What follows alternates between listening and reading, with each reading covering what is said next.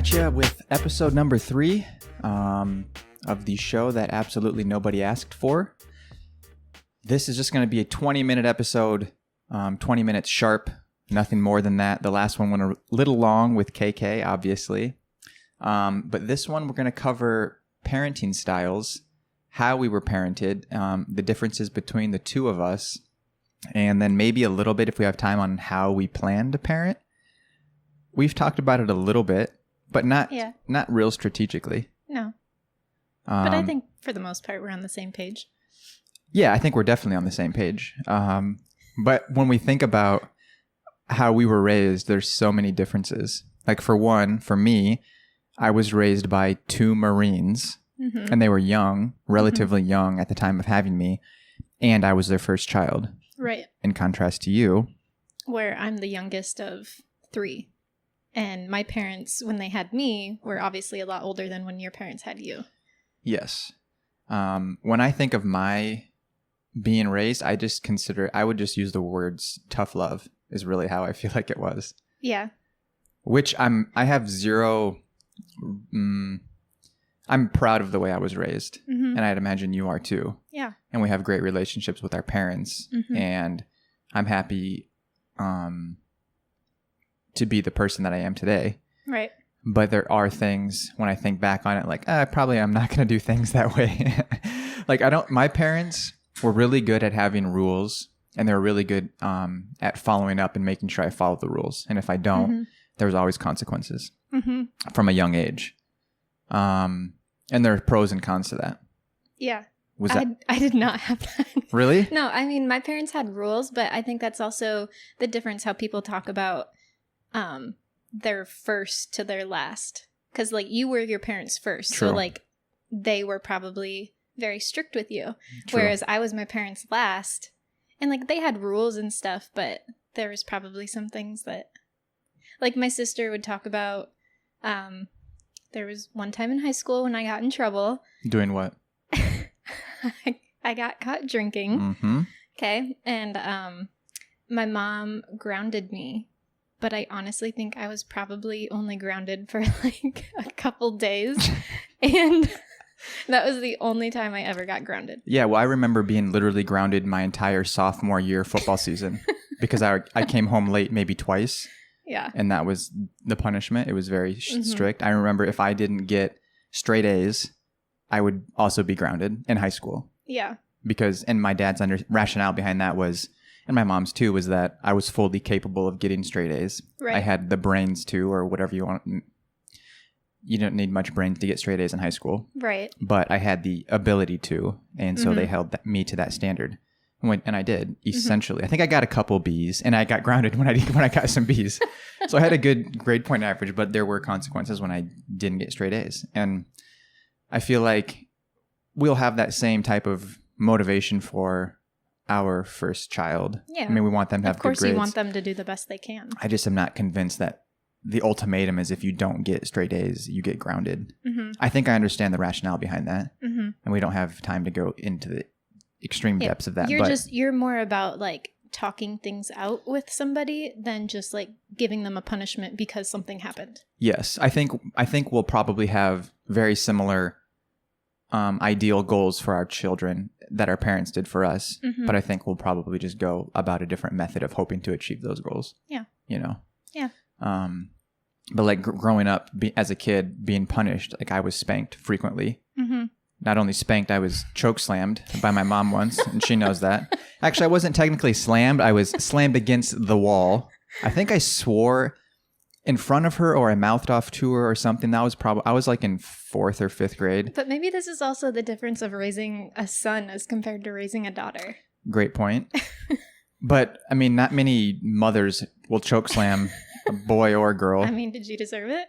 I mean, I'm not going to do that, but I was being disrespectful. And I think my mom was just a bit impulsive at the time and was like, I got to end this. And got me. It did shut me up. And I was like, oh, that was scary. I ain't going to do that again. Yeah. It only happened once. I mean, her true intention was not to hurt you. No, it wasn't abuse, but it was like, if someone saw it, like, maybe that's abuse. I remember being spanked, but not very often, but I always remember my dad being the one to do it. But then it got to a point where I thought it was funny. Yeah, so that's for sure. I remember doing a thing where I go, whoop, I would move it. She'd go, and I'd go, whoop, and then I'd laugh, and then she'd give you another one even harder. Yeah, because it makes them so mad. Yes. Yes, I remember that as well. I also remember one time my mom impulsively grabbing a ice cream scoop and smacking me with it. Yeah. Again, I probably deserved it. I don't remember why all this happened. I just remember the result of what I did. I can tell you why. I think you were probably a very cocky, mouthy child. Yeah, I was. Yes. Yes, I was. I didn't know you were spanked. I don't remember you telling me that. I don't remember being spanked often, but I can remember a few times. And then I just remember that specific time that my dad was trying to spank me and I started running away and laughing. Yeah. And he didn't like it. That's funny. Yep. He probably doesn't remember that. Now, do you think you were raised the same that Angie and Katie, your older sisters, were raised? Raised with the same core values and everything, but I don't know. I mean, I was kind of more an only child, I feel like, whereas they're a lot closer in age. And by the time that I was a little more grown, they were already moved out of the house. So I think it was just, I don't know, it was kind of different. It's I had siblings, but I was also kind of an only child. Mm-hmm. So, I mean, I'm sure there's probably differences, as far as rules go and stuff. But I think for the most part, we were probably raised pretty much the same. Mm-hmm. Yeah, I feel like they had the same rule. I had the same rules as KK, but I feel like we weren't raised the same. I feel like the standard that we had when I was in high school versus what KK had was different. Yeah, I think probably they had the same intentions, but she was just able to get away with things a little bit more. Yes. Which, hindsight, what a shame, because look at her. I'm sure they would do things differently. Yeah, considering how she turned out. For sure. We also were different in the fact that I grew up in the same house, the same bedroom, my whole life, went to the same school my whole life, had the same friends my whole life, whereas you moved around a little bit more. Yeah. And you went to different schools and you had different groups of friends. Yeah, I grew up going to I don't know, maybe 6 schools up to the time I was in high school. Mm-hmm. Which is another topic in itself. But yeah, I think that also just kind of added stress in my life and trying to fit in and being cool and just the challenges of being in a new place for me and for my parents, maybe at times, because there's a lot of stuff going on. So it's hard for things to maybe be stable or have consistent rules. Because I feel like, I don't know, there were seasons when things were really tight and really disciplined, and they were on the same page with rules for us. But then as we get older, and then KK, she was much younger than us, and the dynamics of when I was in high school versus having a toddler in the house, and there's different dynamics of at times when my mom had full-time jobs and when she was a full-time stay-at-home mom. So I think KK got a lot of time with my mom. So that's why they have the relationship that they do that was really close and stuff. But yeah, for me, I remember just sometimes my mom was working, sometimes she was a stay-at-home mom. But I think with you moving around and having those different experiences, the pro that's come out of it is that you love being home and being with your family, but it's not as scary to you to venture out and try new things. Mm-hmm. Where for me, it was hard for me to leave home. Yeah. It was hard for me to leave home. Yeah. Yeah. And also my parents had also experienced literally living in California in their 20s, moving away from Iowa. Yeah. And so, of course, they can completely relate to my desire to do that. Yeah. Yeah. I was talking to my dad the other day, and he literally said, I have never, ever experienced being homesick. Yeah, which is crazy to me. Yeah, because, and I mentioned that to you, and yeah, and it kind of blew my mind too, because I remember being homesick leaving high school and going to Central for the first time. Mm-hmm. And but your homesick is different than my homesick. Yeah, you're truly impaired. Yeah. You have a tough time functioning when you're homesick. Yeah, because it really is a sickness. Yes. I remember when I went to college, I did not anticipate it being as hard as it was for me. But I found myself, when I left for college, having, the thoughts that I feel parents have when their child leaves. I was like, who's going to go to the movies with my mom? Like, oh, interesting. Who's going to like hang out with her on the weekends to go get groceries? Not that my dad wasn't around, but like the last movie my dad saw in theaters was like Smokey and the Bandit. So my dad doesn't go to movies. And I'm like, my mom loves to go to movies. Like, who's going to do that with her? And like, it just made me sad. Yeah, I think that it just made me think of something that the difference between our families as well is that my family, a lot of us are comfortable operating solo and doing things on our own. We're all very independent in our own ways. Love our family and the cohesiveness of it, but we also are confident in doing things. And sometimes I think me personally, I like to have solitude and I like to do things on my own at times. And I like to just go and be alone, miscellaneous for whatever reason. And I think you're more comfortable being like with me and having others. And you can do stuff on your own, obviously, but it's just not the same level that we operate. I prefer to be with my loved ones. Yes. But it's just, I think, the dynamics of your family and the differences between mine and like, I don't know, my family being more military and more, I don't know, just different. You guys are a lot more spontaneous, whereas my family's a lot more like planned, which I don't think one is worse than the other. Right. But it's just a difference in our families. Yeah, I think we're conscious of that. And then that's our goal is to utilize both of those because they're definitely their strengths. And there are obviously things that I think you probably think about my family, like, oh, why do they do that? And you probably think the same thing. Yeah, there's just pros and cons. But I feel like you and I, coming from such different families, like we've been able to blend that well. Like I've learned things from you, and I'm sure you've probably picked up on some things from like how we do things too.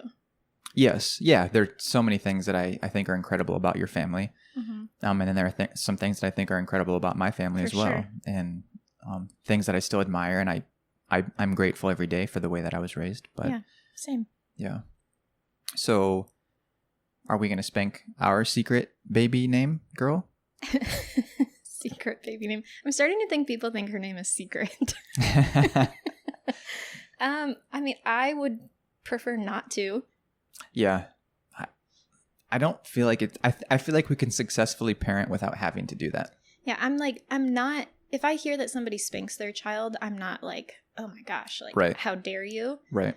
But there's just something about, because like I've spanked my nephews before, and like as soon as I do it, I'm like, I feel like the worst person in the world. Yeah, because I think there's something about it I just don't like. Yeah, because I think a lot of the times spanking happens out of just an impulse of maybe being a bit emotional in the time and trying to immediately resolve the situation. Yeah. And sometimes I think it's effective.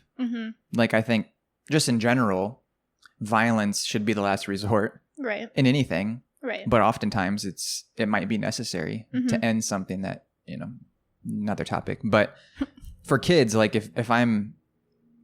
what if I'm truly mouthing off to my mom or being aggressive? So if our child was doing that to you and it was a true threat to you or an issue, I could see the desire to go up there and spank them.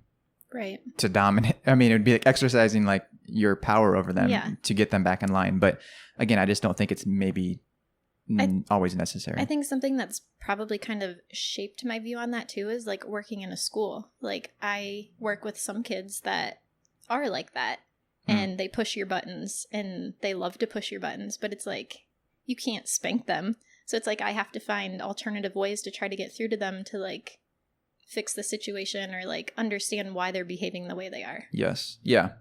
Yeah. And I think if we live our lives in a way of how we want them to be and we hold each other accountable and we are all about communicating with them and helping them understand why we believe the things that we do and the standards that we will hold for them and then hold them to these standards, I think that will set us up for the best chance at success. And I think it also gets to an age where once they start to understand their own independence and start maybe hopefully self-reflecting and being conscious of how their behavior affects other people, there's a point where we kind of just have to let them live their lives. Right.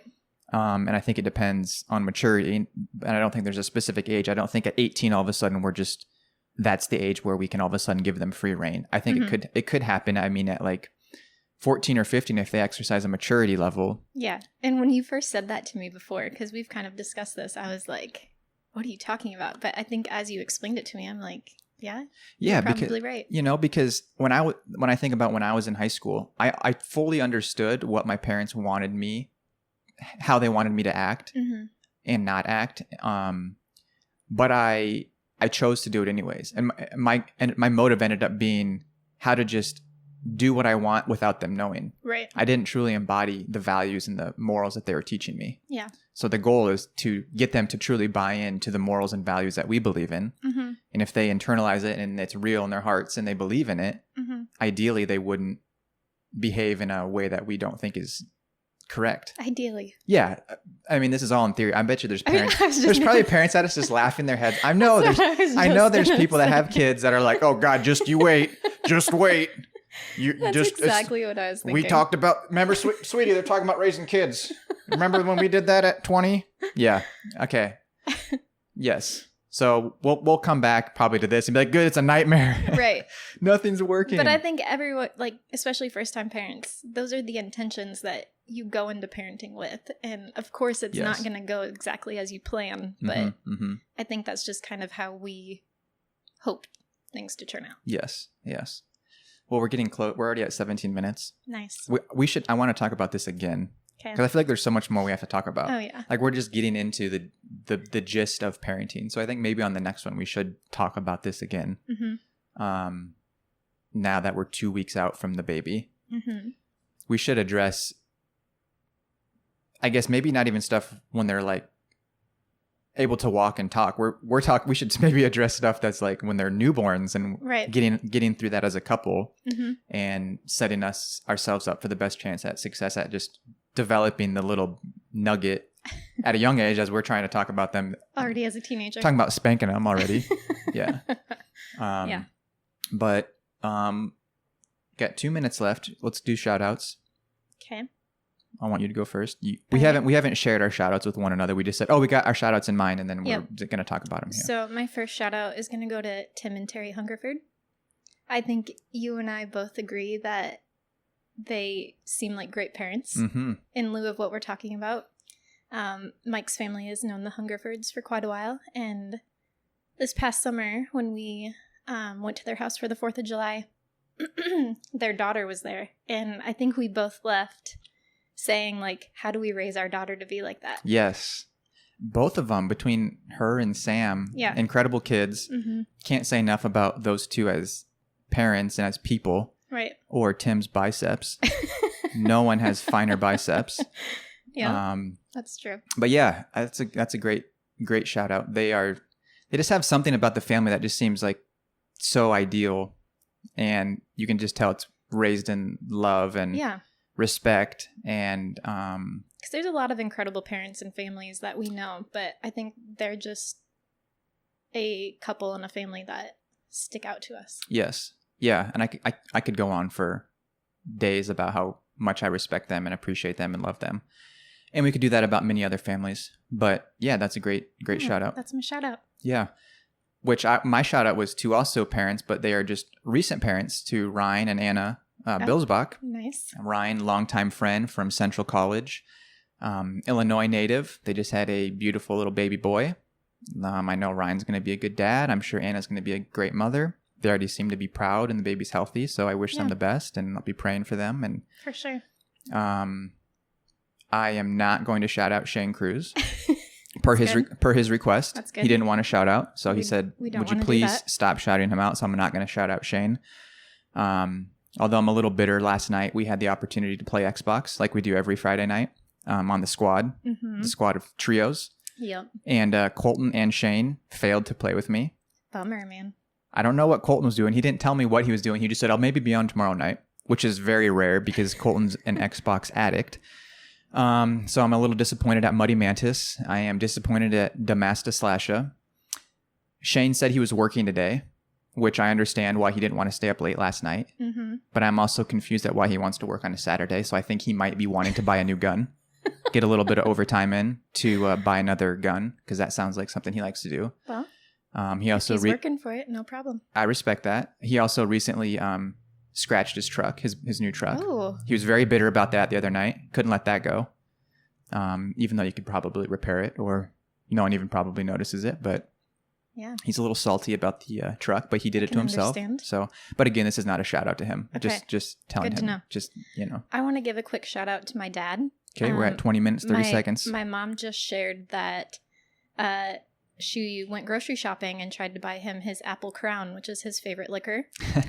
And the store shared that they are on limited supply and it is hard to find. So if anyone out there has some Apple Crown, go ahead and send it to Ken Skramovsky because that's his favorite. It's tough times. Yeah. Yeah. Well, we'll pray about that too. It's a big deal. We definitely will. Great. Well, we went over our time, just about a minute, but we appreciate you guys listening. Next one about parenting. I'll have the new mic and mic stand, the third one, in tomorrow. So maybe we'll do a podcast also between the three of us. That could get exciting. Have some ideas. But again, thank you for listening. Please like us or like our page. Also like us in general. That'd be fine. Yeah. Subscribe if you feel like you're getting somewhat value out of this. Comment if you have any questions, concerns. If you hate us, please let us know. I say please have the decency to at least tell us why you hate us. I can respect that. It. That's fine. I can take the heat. Mm-hmm. But yeah, have a great weekend. Yeah. And see you on the next one. See ya.